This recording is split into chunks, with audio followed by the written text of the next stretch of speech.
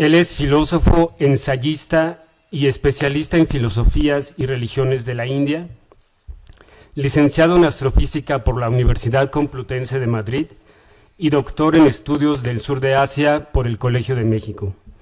Ha sido investigador en la Universidad de Valencia y profesor asociado en la Universidad de Barcelona. Actualmente es profesor de la Universidad de Granada. Es autor de más de una docena de libros. Su trayectoria tuvo inicio con trabajos sobre el filósofo budista Nagarjuna, en particular con las traducciones del sánscrito al español de dos de sus obras más importantes: Fundamentos de la Vía Media, Ciruela 2004, y Abandono de la Discusión, Ciruela 2006. Así como con el estudio La palabra frente al vacío, Filosofía de Nagarjuna, Fondo de Cultura Económica 2005.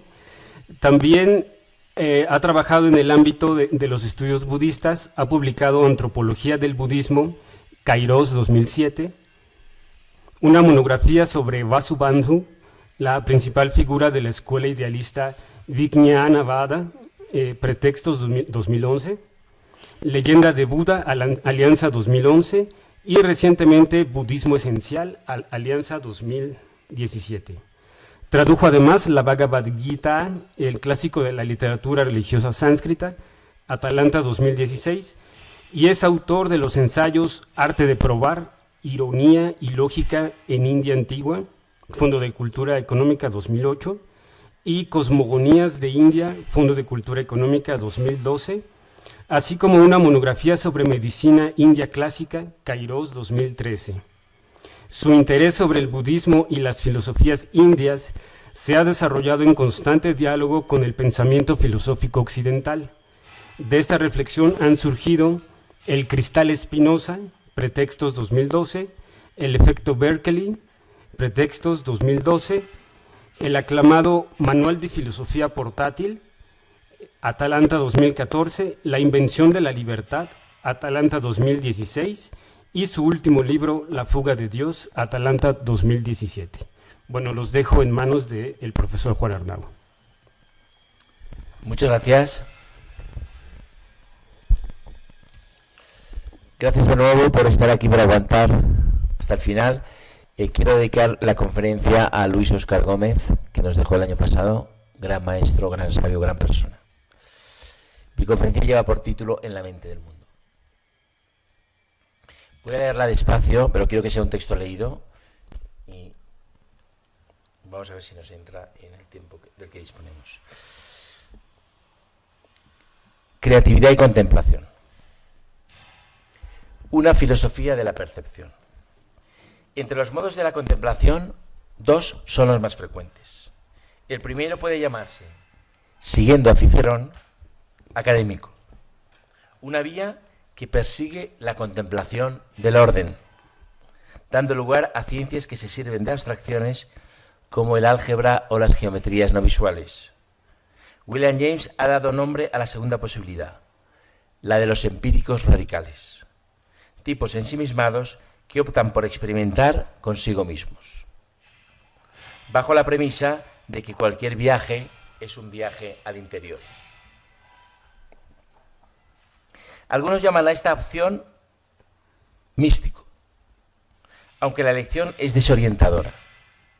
Hay una tercera vía, la de quienes prefieren, en lugar de sumergirse en sí mismos o en las cosas, ¿no? Sería el dogmatismo del yo o el dogmatismo del objeto, el dogmatismo del individuo o el dogmatismo del objeto, idealismo y materialismo. Hay una tercera vía que consiste en detenerse en la percepción misma, en el prodigio que hay en ella. De esa tercera vía es de la que voy a hablar. Y no voy a hablar del idealismo, no voy a hablar del materialismo, voy a hablar de una tercera vía que es la vía de la percepción. El orden es una necesidad fundamental del hombre. Cuentan que para entrar en la Academia de Atenas hacía falta saber geometría, pero las matemáticas tenían entonces un sentido mágico que hoy se ha perdido. Lo que interesaba a Platón no era tanto hacer valer un método como lograr que el discípulo intuyera lo intemporal, que hay en las cosas. La contemplación de las figuras geométricas era sólo una propedéutica, un estadio previo a la contemplación del ámbito inmaterial del sentido, donde empieza la última ascensión, la escala que lleva a la idea suprema de bien. Con los años, el eros platónico dio luz a un espíritu rebelde, libre y genial, que se atrevió a disentir. El joven Aristóteles prefería el orden relacional al trascendental. Quitaba importancia a esa ciencia abstracta, rebajándola a la condición de ilusión constructiva. Con el correr de los siglos, lo que empezó siendo una propedéutica trajo el sonriente progreso y se desató el interés industrial por las matemáticas. Rota la armonía entre razón y revelación, el positivismo encontraría en esta ciencia una palanca eficaz para mover el mundo. Aquella ciencia mística de los pitagóricos dejó de formar parte de la revelación del logos y se convirtió en técnica.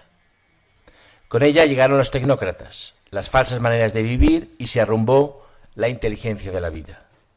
El orden abstracto lideró el dramático extravío del proyecto Manhattan y la destrucción de incontables formas de vida.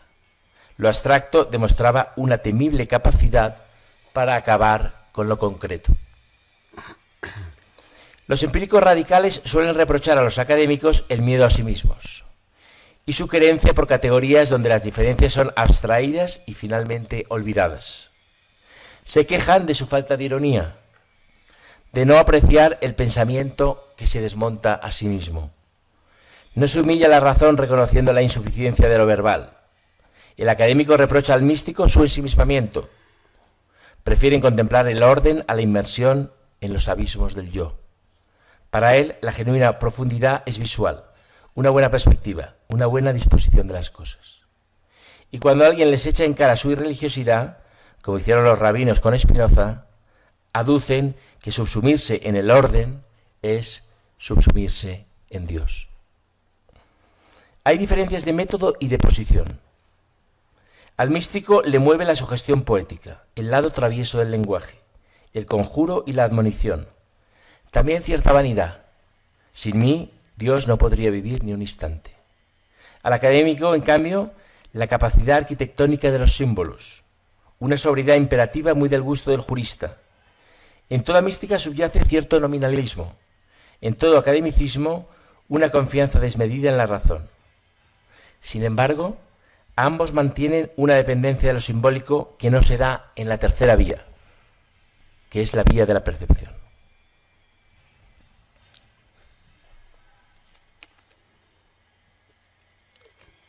El teatro de la mente, el lugar y el maestro. Ver con los ojos de otro. Ese es el primer aprendizaje.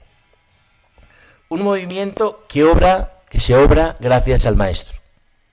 El maestro enseña a desplazar la mirada, a desembarazarnos del lastre y las inclinaciones que traemos a la vida. Si lo logramos, un nuevo mundo aparece ante nuestra mirada. No importa que el maestro sea un gran sabio o que muestre una perspectiva sesgada. Lo decisivo es que nos ayuda a desplazarnos, a mirar con los ojos de otro. Esa es la erótica de la transmisión de una enseñanza genuina. Otros maestros nos reubicarán hasta que encontremos nuestro sitio, una mirada propia y singular, hecha de las miradas de los que nos precedieron. Para que esto sea posible es necesaria cierta devoción, una mezcla de admiración y afecto por el maestro. Sin ese ardor, sin la presencia de Eros, se rompe la cadena de transmisión. El amor de Platón a Sócrates es el ejemplo fundacional. Aristóteles estuvo 20 años junto a su maestro en la academia. Pasó su juventud viendo el mundo con los ojos de Platón. Interiorizó la enseñanza, la llevó hasta la osmosis vital y entonces dio el giro. Entonces pudo ser él, quizá el más grande de los filósofos. Cada persona, esto es una idea de Leibniz que me parece fascinante, cada persona es un ángulo desde que ver el mundo.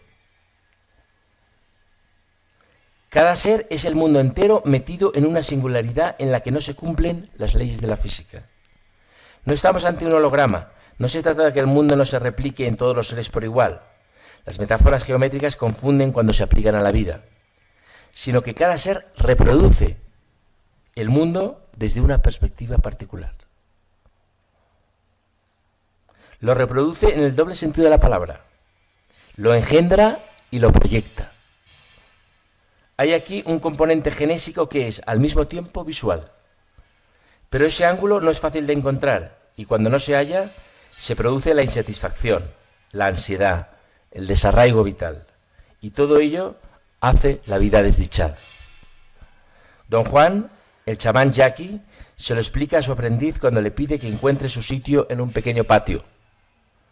El discípulo pasa incontables horas moviéndose de un lugar a otro, sentándose y levantándose, hasta que finalmente lo encuentra. Lo mismo ocurre con la filosofía. Vivir el pensamiento ajeno es hasta encontrar el propio. Ver con los ojos de otro hasta encontrar la propia mirada. Lo demás es dialéctica o presunción. Sin esa cortesía, sin esa atención, no puede haber genuina filosofía. Y para que ello ocurra, hace falta el maestro. No todo es vanidad.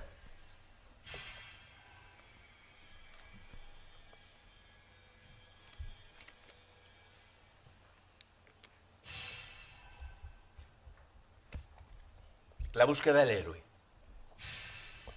Cuando amaina la embriaguez de la vida, resurge una pregunta inaplazable. ¿Qué resultará de lo que hago? En ella importa más el yo que la hechura. Se empiezan a reconocer los empeños ciegos y a distinguirlos de lo verdaderamente importante. Y se empieza a sospechar que se ha vivido cumpliendo los deseos de otro. Entonces uno se plantea si hacerse monje o cooperante. El viejo dilema entre acción y contemplación. Un falso dilema. Puede haber tanto amor en la voluntad como en la observación. El acto amoroso puede ser un pozo en el desierto o una mirada. Sin embargo, hay una primacía metafísica de la conciencia sobre la creación, de la contemplación amorosa sobre la voluntad amante. La segunda brota de la primera. Jerarquías antiguas, egipcias, hindúes o griegas, de sorprendente actualidad. El acto decisivo en la formación del mundo, el acto fundacional es contemplativo. La antigüedad no está muerta. La vida es sencilla. La física tiene leyes, la vida hábitos. ¿Quién rige a quién? La propuesta de estas páginas, frente al síntoma general de nuestra época, es que la física se encuentra dentro de la vida y no la vida dentro de la física. Esto quiere decir que el hábito predomina sobre la ley, la libertad sobre el determinismo. El mundo de las leyes nos dejó la época gloriosa de la física, un mundo predestinado donde todo está ya decidido, donde no hay sorpresas ni alegrías. El mundo que se bosqueja aquí es el de la evolución creativa, un mundo hecho de hábitos, a contracorriente del lazo de lo inevitable. Algunos sabios antiguos observaron que la evolución de los seres repercute efectivamente en la evolución del mundo, que la vida interior es un factor de importancia cósmica. ¿Vale? Esta es una idea muy importante en el budismo. Quizá los budistas fueron los más radicales en este asunto. Para ellos no hay tal cosa como el universo. Cuando hablamos de él estamos hablando sin saberlo de los seres conscientes y de su evolución. No hay un mundo ahí fuera, inconsciente, que prepara las condiciones para la aparición de la conciencia y lleva escrita su desaparición. Cuando las condiciones físicas no hagan posible la vida, cuando el sol, moribundo y expansivo, como un ego decrépito, abrase la vida en la tierra. La vida humana tiene un valor inapreciable. No es un regalo o un azar, es una misión. Ha costado mucho llegar hasta aquí. Dentro del ámbito general de la vida, la del espíritu requiere una combinación de humildad y ambición. Su nutriente fundamental es la atención y, para cultivarla, es necesaria una vida receptiva, hospitalaria con las energías espirituales que salen a nuestro encuentro. Conviene pasar junto a ellas despacio. Eso es la vida sencilla. De este modo podemos unirnos a ellas, participar de ellas. Los enemigos de la vida sencilla son la codicia y el resentimiento. El primero por su prisa, el segundo por su ensimismamiento. Para la vida sencilla es esencial desembarazarse de sentimientos de repugnancia o desprecio. La indignación es una enfermedad crónica del espíritu. La simpatía, el único modo de conocimiento genuino, es su remedio. Combatir la ira es vital. Cada cabreo es un velo. El enfado erige barreras en los órganos del espíritu. También la codicia, esa mezcla de miedo y vanidad. No es posible educar el alma en un medio hostil, tampoco bajo el ruido de la lucha o de los intereses. Muchos todavía creen que el conocimiento puede ir contra la vida, que es independiente de las funciones de la vida. Olvidan su componente emocional, ese que nutre la vida cognitiva y al hacerlo refuerza la receptividad, la incorporación a nuestro flujo vital de las energías espirituales que nos rodean. El desdén funciona como una barrera, impide la participación y desintegra la vida cognitiva. La antipatía acaba por desconectarnos, como un Alzheimer o una depresión. Hay una época en la vida en que se necesitan, como el agua, las experiencias, y es natural que se busquen. Pero el desfile frenético de sensaciones no ayuda, e ir continuamente a la caza de nuevas experiencias acaba resecando el alma y endureciendo la atención. El alma es rutinaria. No hace falta estimularla como se hace ahora con los niños. Hay que dejarla tranquila, para que pueda escuchar, para que pueda unirse a aquello que la reconforta y le da vigor, para que pueda alzar el vuelo. Para ello son indispensables los momentos de calma y soledad. Solo en esos momentos es posible discernir lo aparente de lo real, escuchar el eco de lo vivido y preparar lo venidero. La principal entre las crisis que acechan a la vida moderna es una crisis de silencio. Lo absurdo no es la vida. Lo absurdo es que el cumplimiento del deseo produzca insatisfacción. El deseo como aquello que busca su propia muerte. Tolstoy, Spinoza, Rousseau, Gandhi, Wittgenstein, Thoreau abogaron por una vida sencilla, sin mucho aparato de propiedades, compromisos y tareas. Solo desde ella es posible la invención de lo cotidiano. Y entonces uno sonríe ante los activistas del azar, firmes en el propósito de convencernos que todo es un despropósito.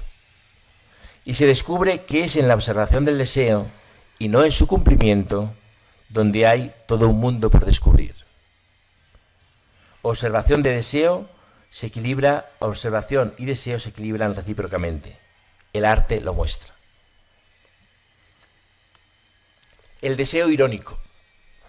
Hay momentos mágicos en los que parece que el mundo se detiene. No se trata de dejar la mente en blanco, sino de ver tu propio pensamiento como si fuera de otro. El símil más eficaz es el del cielo y las nubes. El cielo es la mente, la nube un pensamiento. La nube puede venir cargada, negra y amenazante, o ligera y coqueta. Verla venir y verla irse. Esa nube puede ser una enfermedad de un hijo o el viaje por venir. Ver ambos del mismo modo, desde fuera, suscita una extrañeza saludable. Hay un arte narrativo, del que Proust, Onetti o Joyce han sido maestros, que observa desde fuera esa corriente íntima del pensamiento. En él se insinúa una reeducación del deseo, un modo de reorientar las aspiraciones, que llamaré deseo irónico. Ver nuestros deseos como si fueran deseos ajenos y sonreír ante sus persistentes demandas. En ese momento mágico, el deseo ya no arrastra. Lo vemos actuar, sentimos su empuje, pero ya no somos el único objeto de su fuerza. No hay aquí crueldad alguna, pues la indiferencia es ante el propio yo, que se trata como otro, ¿vale? Esta es una idea fundamental en Shantideva, uno de los grandes filósofos del Mahayana. Los expertos en este camino aseguran que lo que antes sublevaba o amedrentaba, ahora se vive sin indignación y sin temor. Las estrategias de la cultura mental, ¿vale? A mí me gusta utilizar la palabra, los términos cultura mental para lo que tradicionalmente se ha llamado espiritualidad o espíritu. Las estrategias de la cultura mental tienen un objetivo: rebasar los límites de la propia personalidad, de ese alma que trajimos al mundo. Vigilar los sueños no solo es posible en la vigilia, también lo es cuando dormimos. En ambos casos la experiencia adquiere un brillo que antes no tenía. La complicidad ya no es con el yo, sino con algo que está más allá del yo. Para desarrollarla, los budistas recomiendan dirigir la atención a fenómenos de germinación, crecimiento y apagamiento. Un brote que florece, un joven esplendoroso, un árbol que se aja y muere. Otro método consiste en vigilar cómo lo que percibimos despierta en nosotros determinadas emociones y pensamientos, y cuáles son los patrones que rigen ese proceso. El ánimo tiene sus propias rutas y atajos. El pensamiento fúnebre no solo oscurece nuestra personalidad, también es sombra para aquellos que nos rodean, y siempre es posible refrenar el disgusto o la aprobación ante aquello que enfrentamos. Otra posibilidad es atender a lo sonoro, el discurrir del agua, el ronroneo del gato, la voz del amigo. Todas ellas oportunidades para vibrar al unísono con otro, o atender a los sonidos de la lengua y olvidar sus significados. Los materiales para el desarrollo de la cultura mental no son los inciensos del rito, ni siquiera los hongos, el peyote o la ayahuasca. Son los mecanismos mismos de la atención y la percepción. Hay un poder genésico en la imaginación. Observa la semilla, cierra los ojos y contémplala mentalmente. Atiende a su forma, color y textura, y ahora hazla brotar. Lo que la imaginación bosqueja lo hará la tierra, el sol y el agua. Y cuando esa planta muera, no desaparecerá en la nada, sus semillas lo atestiguarán. El destino de las formas es nacer y desaparecer, no así el de la corriente que las atraviesa. Nacimiento y muerte no son sino una transformación sin la cual no sería posible la regeneración de las energías creativas. La muerte, funesto enemigo de la civilización tecnológica, es esencial para el instinto y la vitalidad. Esta es una idea muy budista, ¿no? La muerte como algo necesario y algo por lo que hay que pasar.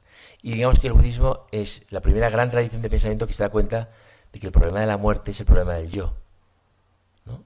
Es decir, nos hemos acostumbrado a nosotros mismos, nos hemos cogido cariño y no queremos disolvernos, ¿no? El problema de la muerte es el problema del yo. Y esto los budistas hacen énfasis desde el comienzo. Desarrollar el oído para lo trascendente. Unos lo traen en el equipaje, otros tienen que erigirlo. Los senderos más rápidos son los más peligrosos. Se arriesga la salud y abisman a pozos de los cuales es difícil salir. El asceta puede ser tan voluptuoso como el borracho. Eso suscita otra cuestión que ya los budistas plantearon, la de si había lugares de no retorno en el cosmos, seres que debido a su obstinación y terquedad no eran recuperables para el despertar. Esto se lo quería preguntar a Roberto, ¿no? El tema de los ichantikas, ¿no? Es un debate interesantísimo en el budismo antiguo. Es decir, hay seres que ya son tan tozudos y tan estúpidos que ya no podrán despertar nunca, o no los hay, o hay siempre camino, ¿no? Digamos, había gente que pensaba que había seres que ya eran irrecuperables y que se transformaban en minerales y aquello no había quien lo sacara adelante, y había gente que pensaba que no, que siempre hay oportunidad en este universo, ¿no? Que es el problema de los infiernos eternos o no eternos, ¿no? El infierno como purgante y lugar de paso que uno tiene que pasar para salir más limpio, o morada definitiva, ¿no? Las ciencias según Berkeley. Ahora voy a hablar de Berkeley, que es uno de mis filósofos de cabecera, es un irlandés del siglo XVIII y es el primer filósofo budista europeo. Él no sabía que era budista porque él no conocía el budismo, pero era budista. El budismo no se había conocido todavía. El primer budista, voy a hacer y así hago una pequeña pausa, el primer europeo que entendió el budismo, ¿sabéis quién fue? El primer europeo que entendió lo que era el budismo de verdad, no que conoció, porque hubo jesuitas que fueron y tuvieron contacto. El primero que lo entendió fue un italiano que se llamaba Hipólito Desideri. Al Hipólito Desideri hay un libro en inglés, no recuerdo el título, pero bueno, Hipólito Desideri no hay mucho, si ponéis en Google Hipólito Desideri lo encontraréis. Hipólito Desideri se va con una misión en el siglo XVIII. El XVII llegan los primeros jesuitas a la India, Pero en el 18 hacen una misión a Tíbet, los jesuitas, y llega Hipólito de Sideri. ¿Habéis visto esta película mexicana, El Renacido? ¿Aquí se llama El Renacido? Bueno, pues hace un viaje como el del Renacido. Casi tiene que dormir dentro de un caballo para llegar hasta Lhasa. Y cuando llega, se mete en el monasterio de Sera y vive 2 años en el monasterio de Sera, que está cerca de Lhasa, aprende tibetano y lo hace porque quiere escribir un catecismo para los tibetanos. Pero bueno, entiende el budismo. Y entonces va a algunas ceremonias de tulku. ¿Veis lo que es el tulku? Tulku es esta, ¿habéis visto la película esta de Scorsese, Kundun? El tulku son las ceremonias que hacen los lamas para identificar a niños que pueden ser reencarnaciones de lamas que han muerto.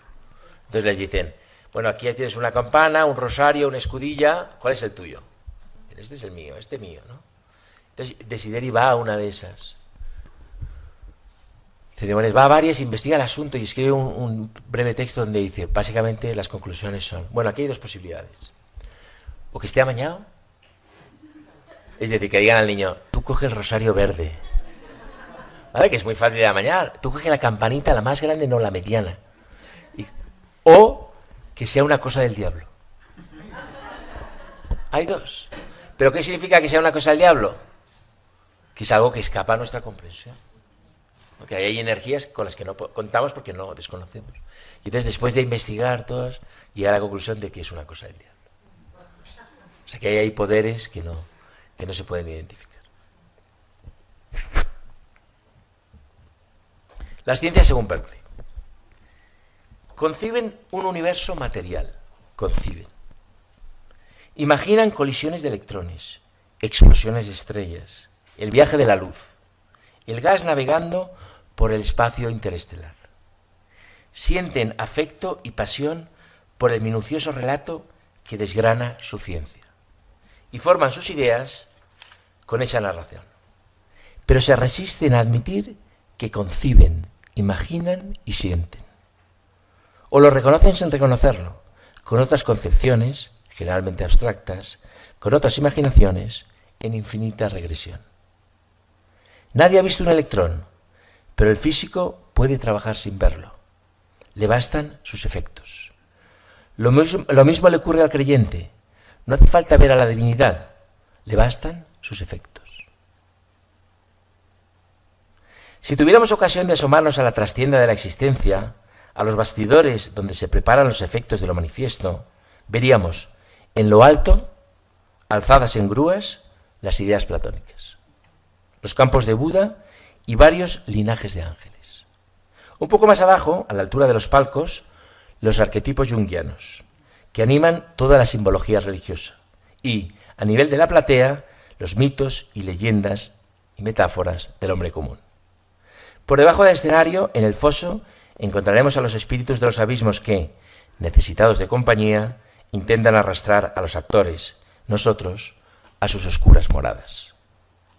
Entre los personajes hay, claro está, bodhisattvas y otros santos desvelando el artificio del mundo y brahmanes rasgando el velo de Maya. La imagen es clásica y en nuestra tradición dramática se la debemos a Calderón. Solo en tu concepto estamos, ni animamos ni vivimos, ni tocamos ni sentimos, ni del bien ni el mal gozamos, pero si hacia el mundo vamos todos a representar, los papeles puedes dar, pues en aquesta ocasión no tenemos elección para verlos de tomar. Rousseau se equivocaba. No nacemos libres, traemos un alma. Y esa alma, con su constelación de inclinaciones y deseos, con sus aspiraciones y cuentas pendientes, con sus aptitudes y torpezas, da forma al personaje que hemos de representar. Llegamos al mundo con un papel asignado. La pregunta es, ¿quién nos lo asignó? ¿Quién nos lo asignó? Si uno mismo, que fue otro, o un dramaturgo universal. También se equivocaba Freud. No todo se decide en la infancia, sino mucho antes de que nosotros mismos, requeridos, como John Howell, a resolver el enigma de la existencia, hagamos aparición en escena. ¿Vale? John Howell es un personaje de Cortázar, de un cuento fabuloso que se llama Instrucciones para John Howell, que os recomiendo leáis. Es un tipo que va al teatro y en el entreacto se le acercan unos hombres enchaquetados y dice, por favor, acompáñenos. Y bueno, ahora va usted a salir al escenario, va a representar el papel de tal, y entonces lo meten en la escena. Es un cuento formidable. Instrucciones para John Howell. Ni las ideas ni los arquetipos se encuentran en un ámbito superior desde el cual dirigen el mundo. Están entre bastidores, son la trastienda que interactúa con lo fáctico y produce los efectos escénicos. Están aquí y ahora, no están arriba. Las figuras de ese tapiz que llamamos realidad. La novedad respecto a otros planteamientos es que ambos mundos, el de aquí y el que está al otro lado del aire, se necesitan y complementan. Ambos comparten un destino común. El pasajero. El yo, nuestra personalidad, es alguien que nos han prestado. Convivimos con él, nos peleamos con él, luchamos a su lado y finalmente el roce hace el cariño, acabamos identificándonos con él. Tanto que nos aterra perderlo. Incluso llegamos a soñar con la posibilidad, bosquejo de la peor pesadilla, de pasar la eternidad junto a él. Esto era una idea que decía Borges, que a mí me gustaba mucho. Decía, para mí la peor pesadilla sería ser Borges por toda la eternidad. O sea, yo ya estoy cansado de ser Borges, ¿no? Esto es muy budista, ¿no? Y entonces el viejo olvida lo que el niño sabía. Porque esto los niños lo saben, los viejos lo olvidamos, pero los niños lo saben. Que fue un rapto, que nunca fue nuestro, que hubo un momento de la vida en que tuvimos que acostumbrarnos a él. Tenemos que acostumbrarnos a nuestro yo. Esto el niño lo sabe muy bien. Porque el niño está más cerca de toda esa maleta de inclinaciones que traemos a la vida.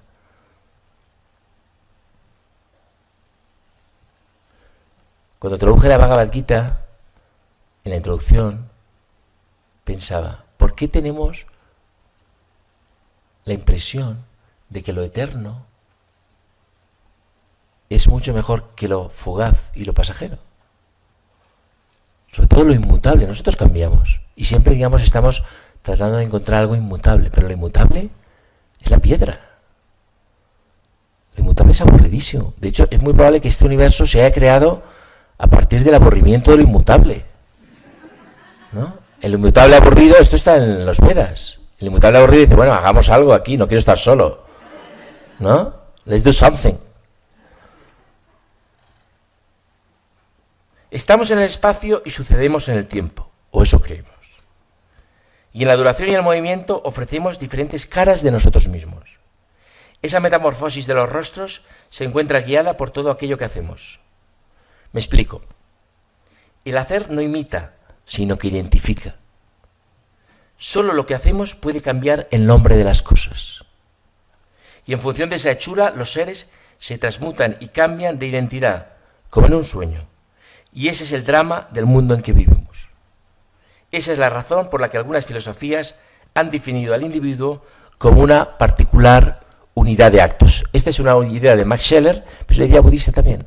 El individuo es una particular unidad de actos, que es el karma que trae, esa unidad de su propio karma. En ellas la evolución del cosmos corre paralelo a la evolución espiritual de los seres. Espacio y tiempo son la fermentación de la vida que percibe y siente. Episodios mentales que abren caminos en el espacio y dibujan la curvatura del tiempo. En un cosmos autorregulado por la vida consciente, que es el cosmos budista, los destinos individuales ya no se encuentran a merced del destino del universo, ni siquiera del planeta que habitan, que prepara las condiciones para su aparición o garantiza su supervivencia, sino que son las propias acciones de los seres, su abanico de verbos, los que trazan la singladura de la nave del mundo. El tejido del espacio-tiempo es suplantado por un tejido verbal, sonoro, atrapado en ritmos eternamente repetidos. Cita: las criaturas nacen del vientre de sus propias acciones, dice un antiguo poema budista. Ellas son la sombra de todo lo que hicieron y la luz de todo lo que harán.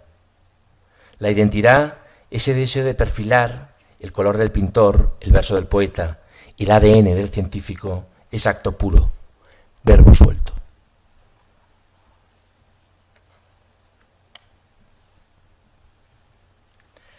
La tensión esencial. Esto tiene que ver con lo que hemos mencionado antes de los sistemas duales, ¿no? Donde hay un magnetismo, ¿no?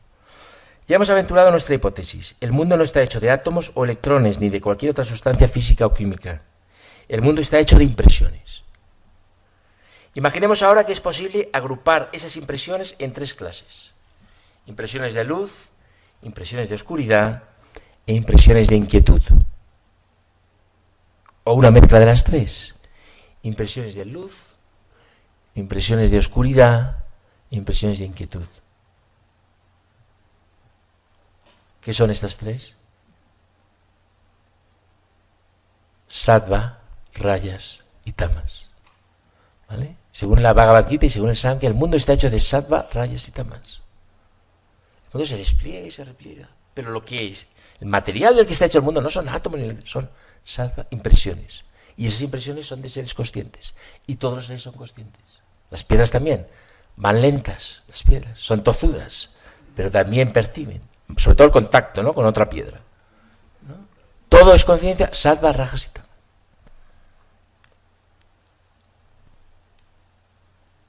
Imaginemos además que lo que comúnmente llamamos espiritual es material, lo privado cósmico, el pensamiento extensión.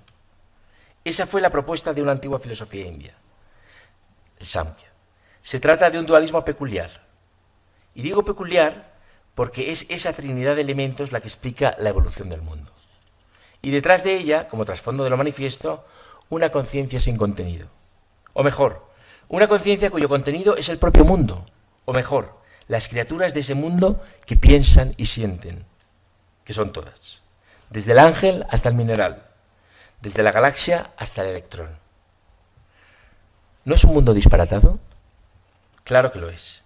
Pero si observamos de cerca la propuesta, veremos que no es tan descabellada. Dicha conciencia sin contenido, trasfondo de esa compleja red de impresiones que llamamos mundo, no es inteligente, pero hace posible la inteligencia. No es observadora, pero hace posible la percepción. Es el verdadero sujeto que hay detrás, que hay más allá del yo, el agente que piensa y siente, la voluntad de todo lo que quiere y la fuente de cualquier forma de inteligencia. Esa conciencia, a diferencia del resto de las cosas, carece de los 3 colores, de Sattva, Rajas y Tamas. No así el alma, que es de estos 3 colores, y puede caer en el error de creer que sus experiencias le pertenecen, y tener así la ilusión del placer o del dolor o de la dicha o de la desdicha. ¿Vale? Esto se conecta con lo que hemos hablado antes de los gnósticos, porque el Purusha carece de los 3 colores, pero el alma está dentro de la naturaleza primordial y creativa, ¿no? Y los gnósticos dicen, bueno, este mundo, nosotros tenemos una parte del Purusha que está fuera del mundo. El mundo es un mundo gobernado por un demiurgo, ¿no? Y en este sentido, esta idea del Samkhya conecta con la de los gnósticos. Y conecta con esa idea de Novalis que yo cito muy a menudo. Novalis decía, el hombre es el único ser que es capaz de vivir al mismo tiempo dentro y fuera de la naturaleza, ¿no? Porque para el Samkhya, cuando nosotros somos conscientes de algo, ese acto de conciencia ocurre fuera del universo, ocurre en el Purusha original. Es un acto original. Yo soy consciente de que estoy aquí. Ese acto de conciencia lo facilita el Purusha. Para esta cosmovisión, las experiencias intelectuales, los sentimientos y las emociones, y en general todo aquello que hoy consideraríamos estrictamente privado, son consecuencia de la distribución de estos 3 colores, en cada uno de los seres y en cada uno de los ambientes, en los paisajes, en las personas, en los ríos, en los peces, en los árboles. Esos 3 colores. Ello crea la ilusión de que todas las experiencias que van teniendo a lo largo de sus vidas les pertenecen y les son propias. Aunque la inercia de la ignorancia es poderosa y la ilusión misma de los 3 colores arrastra a los seres, hay razones para el optimismo. Los budistas fomentaron desde antiguo una cultura mental que insiste no solo en que nada me pertenece, sino en excluir al yo de la actividad de la conciencia. Todas las acciones, ya sean internas o externas, quedan excluidas de la conciencia. El yo implica empeño o diligencia, yo me alimento, yo obsequio, y ningún empeño puede pertenecer a la conciencia, que es por naturaleza inactiva. De ahí se sigue la idea del nada me pertenece, pues solo el que lleva a cabo la acción puede poseer algo. Posteriormente se insistirá en la idea de que esa ignorancia, la ilusión de los tres colores, es la que decanta la existencia y que nadie nace sin ella. Dicha ignorancia es consecuencia del sentido del yo, que se considera a sí mismo sujeto de la percepción, cuando de hecho el sujeto de su experiencia es la conciencia original, el origen siempre presente del que hablábamos anteriormente y la experiencia originaria a la que aludía Edith Stein y otros fenomenólogos. Hay una conexión aquí muy interesante entre la fenomenología y el Samkhya. La mente es mera intermediaria de este proceso, pues tiene la facultad de participar simultáneamente del objeto percibido, Prakriti, y del sujeto perceptor, Purusha. La mente participa de los dos mundos y es la única capaz de sintetizar la dualidad fundamental del cosmos.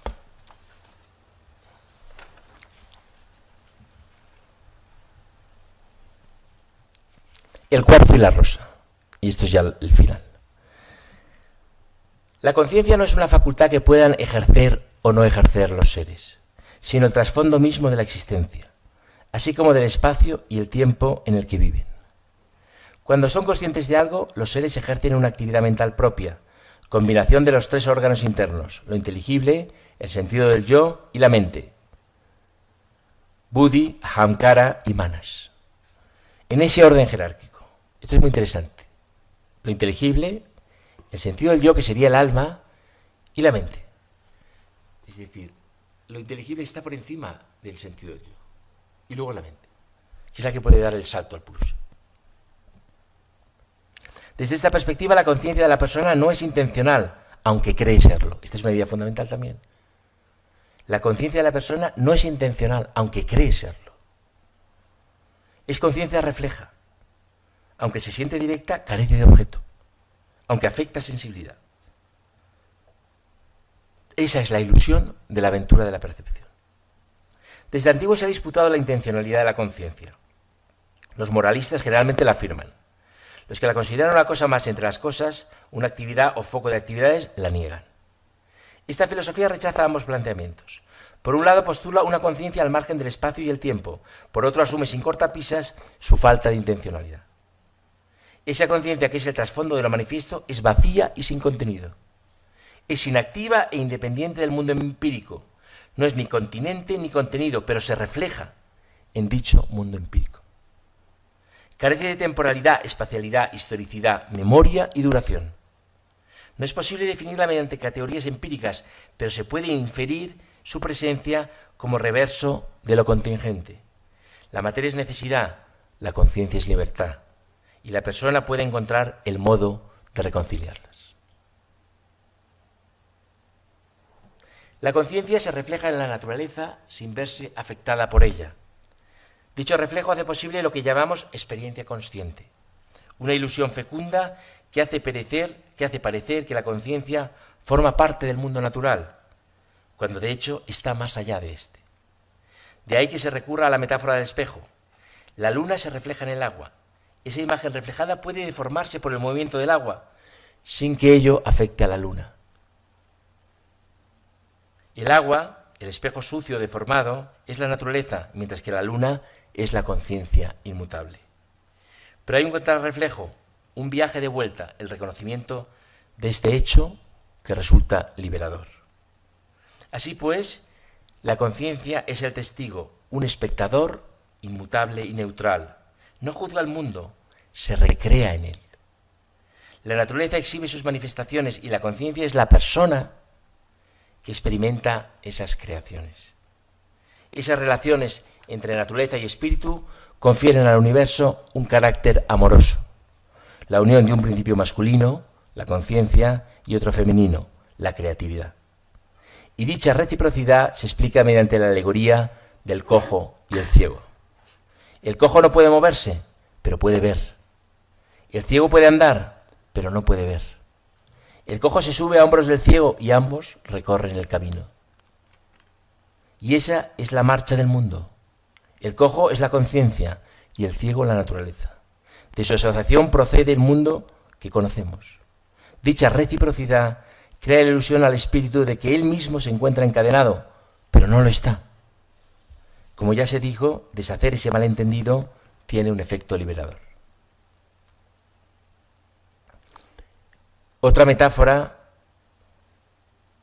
para explicar esta relación es la del cuarzo y la rosa. El cristal de cuarzo ilustra la transparencia esencial de la conciencia. Cuando el cuarzo se coloca frente a la rosa, adquiere su color sin que de hecho cambie de naturaleza o se vea afectado por la rojez. Dicha proximidad de la conciencia y la naturaleza, dicho contacto, hace posible la transferencia de procesos mentales de la materia hacia la conciencia, creando la ilusión de que es la materia la que experimenta la conciencia, aunque ella es esencialmente inconsciente. Ese es el proceso de transferencia, es ese proceso de transferencia el que crea la impresión de que es nuestro ser material el sujeto de nuestra experiencia, cuando de hecho esa experiencia se vive en el origen, fuera del espacio y del tiempo. Muchas gracias.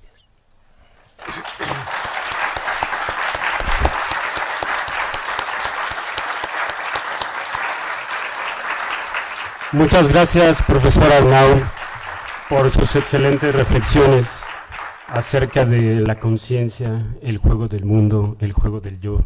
Tenemos 10 minutos para preguntas y comentarios del público.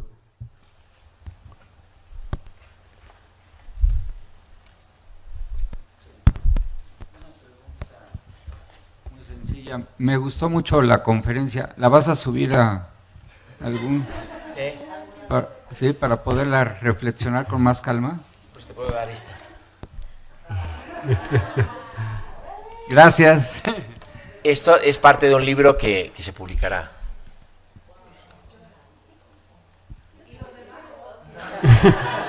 Pero bueno, se la puedo enviar a Wendy, ¿no?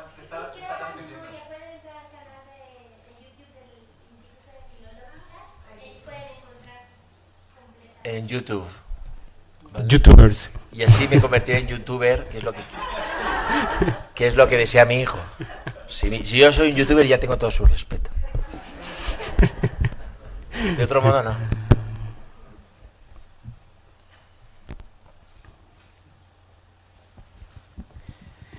Doctor, qué buena conferencia. Yo quiero preguntarle, posiblemente sea una pregunta un poco fuera de tono, pero me parece que es pertinente. Todo este cúmulo de sabiduría del budismo y de otras doctrinas, ¿cómo pueden ayudarnos hoy a sortear una vida que cada vez se convierte en más gris y más mecánica? Bueno, un poco se trata de eso, se trata de incorporar toda esta filosofía a la propia vida, ¿no? Lo primero es comprenderla, ¿no? Comprender qué se está diciendo, ¿no? Porque muchas veces se leen textos, pero no se acaban de comprender porque no se acaban de interiorizar. Y lo segundo es llevar una vida mental, una cultura mental acorde con estos planteamientos. Esto, yo trato de hacerlo, personalmente, es una elección vital. Es decir, yo no soy de los que yo creo que en la vida, en los seres conscientes, digamos, van dando forma a sus vidas y, digamos, yo creo que hay caminos que tienen más inteligencia de la vida que otros y hay caminos más oscuros, pero que al final es una elección personal, ¿no? El mundo en el que uno va a vivir, porque tu propia mente va a crear el mundo en el que vives, ¿no? Hay una frase del Talmud que a mí me gusta mucho, que está seguro en otras tradiciones, que dice, no vemos las cosas como son, vemos las cosas como somos. Vemos las cosas como somos. Y esto se ve muy bien cuando uno, por ejemplo, está deprimido. Cuando uno está deprimido, uno ve el mundo gris, oscuro, ¿no? Entonces, digamos que hay toda una serie de hábitos mentales. La no resistencia directa al mal, por ejemplo. Hay toda una serie que uno puede practicar, ¿no? La no resistencia al mal, hablamos ayer un poco de esto, es una idea de Spinoza, ¿no? Según la cual si tú al mal le haces una resistencia directa, esa fuerza que tiene el mal se materializa y se actualiza. El ejemplo, digamos, evidente es el de un toro. Si un toro viene a embestirte, si tú le haces resistencia o pones un pilar, toda esa fuerza se actualiza. Si tú esquivas al toro, toda esa fuerza pierde su energía y no se actualiza. Entonces Spinoza decía, al mal no hay que hacerle resistencia directa, hay que evitarlo, ¿vale? Esto viene muy bien, sobre todo a la gente más joven, digamos, toda esta gente que quiere transformar el mundo o que odia, digamos, a los tiranos del mundo. No es nada aconsejable odiar a nadie, ni siquiera a los tiranos, ni siquiera a Trump. No es aconsejable, es mejor esquivarlo. En este caso, esquivarlo es ignorarlo. ¿Vale?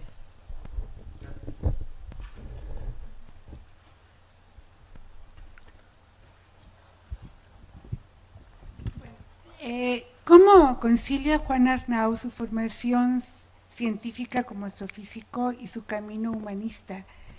¿Sí se pueden conciliar bien o te ha creado alguna vez conflictos?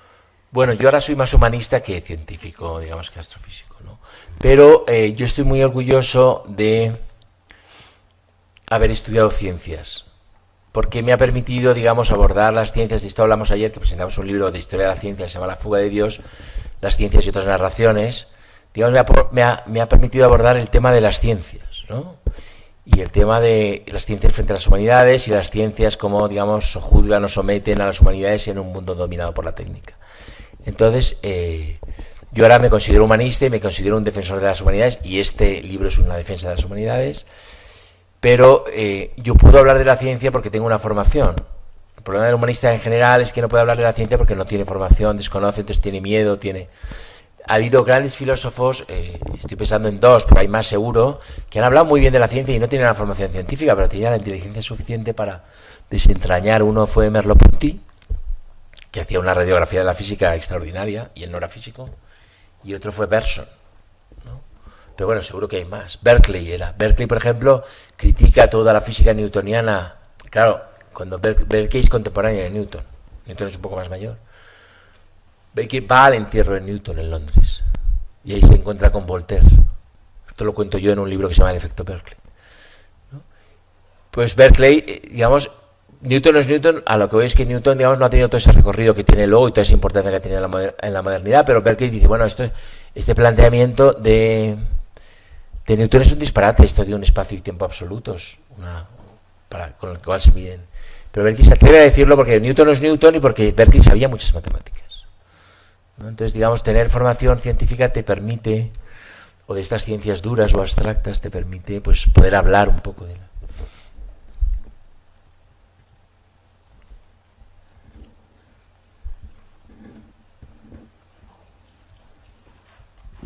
Gracias. En relación al tema de la percepción, la lectura me hizo recordar una obra de esta mujer francesa exploradora, Alexandra David-Néel, que cuenta cómo en el Tíbet, por ejemplo, los lamas someten a pruebas a sus discípulos y que ponen en jaque la percepción sensorial.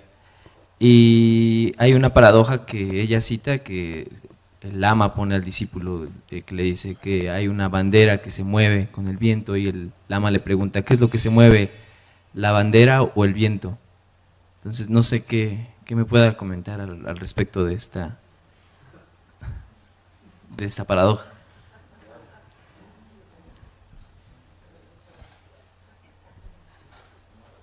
Bueno, hay una cosa importante, y es que siempre se nos ha enseñado que la percepción nos engaña. La percepción nunca engaña. Lo que engaña es la mente, porque la percepción nos saca inferencias, ¿no? Por ejemplo, un trampantojo. Hay un palacio en Roma que os recomiendo visitar, muy pequeñito, que se llama la Farnesina. Está al lado del Tíber. No es el Palacio Farnesio, que es muy famoso, sino es la Farnesina. Entonces ese palacio tiene un trampantojo, ¿no? ¿Sabéis lo que es un trampantojo? ¿No? Un trampantojo, es que igual aquí se dice de otra manera, por eso lo he preguntado, es algo que está pintado, una ventana con un paisaje detrás, ¿vale? Pero que pretende pasar por ventana con paisaje, ¿no? Eso es, entonces ahí hay un trampantojo muy famoso, ¿no? Entonces mi padre una vez dio una conferencia, mi padre es arquitecto, dio una conferencia en la universidad y dijo, no, es que la percepción engaña. Y yo le dije, no, la percepción no engaña, engaña la mente, que es la que dice, no, ahí hay una ventana, y ahí me voy a salir al balcón, vas a salir al balcón y te das con la pared, ¿no? Había una anécdota de un pintor griego muy bonita, ¿no? Que decían que era tan bueno que podía engañar a los pájaros. Entonces pintaba un árbol y los pájaros iban a posarse. La conocéis, ¿no? Y entonces llega otro pintor que es su gran rival. Y dice, bueno, ven a mi estudio que te voy a enseñar un cuadro, ¿no? Y entonces el pintor que pinta los árboles tan maravillosos va al estudio del rival y entonces ve el cuadro con una cortina, ¿no? Entonces va a descorrer la cortina y la cortina está pintada. Entonces le dice, tú engañas a los pájaros, pero yo engaño a los pintores. Pero bueno, la percepción nunca engaña.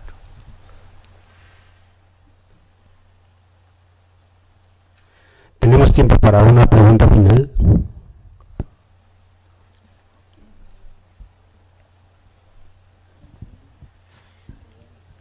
Quisiera, si nos pudieras platicar un poco más del personaje que has mencionado, Hipólito Desideri.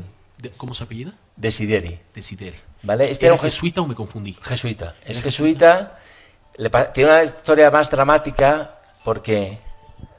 Bueno, os cuento esto y cerramos, porque esto es muy interesante. Hay un párrafo del Tratado de la Naturaleza Humana de David Hume, edimburgués, que parece un párrafo budista. ¿Vale? Entonces, Hipólito Desideri se va a Tíbet, está 2 años en Tíbet, aprende el tibetano tal, y Propaganda Fide, que es el Vaticano, decide que el Tíbet no es para los jesuitas, que el Tíbet los jesuitas tienen en la India. Propaganda Fide, digamos, es desde el Vaticano, las órdenes se reparten en el mundo para evangelizar. Y Propaganda Fide dice que el Tíbet es para los dominicos. Entonces, Hipólito Desideri, después de estar 4 años ahí aprendiendo, llega un dominico y le dice, oye, que esta es mi plaza. Y entonces se tiene que volver, es dramático, se tiene que volver a Europa y entonces se vuelve a Europa en barco, entra por Bretaña y de camino al Vaticano pasa por La Flèche. La Flèche es un colegio que tienen los jesuitas en Francia, cerca del Valle del Loire, donde estudió Descartes y donde estaba estudiando David Hume. Entonces es posible que Desideri y Hume se encontraran en La Flèche. Y por eso ese párrafo de Hume del Tratado de la Naturaleza Humana. Esto se ha estudiado, lo ha estudiado la profesora de la Universidad de Berkeley, tiene un artículo, y la conclusión de su artículo es que pudo ocurrir o pudo no ocurrir. Pero esto a mí me venía muy bien porque yo quería hacer una novela donde los personajes fueran David Hume y Hipólito Desideri, vidas paralelas, y que el eje de la novela fuera ese encuentro en La Flèche, que pudo ser o pudo no ser, con lo cual estaba justificado por esta gran erudita de Berkeley.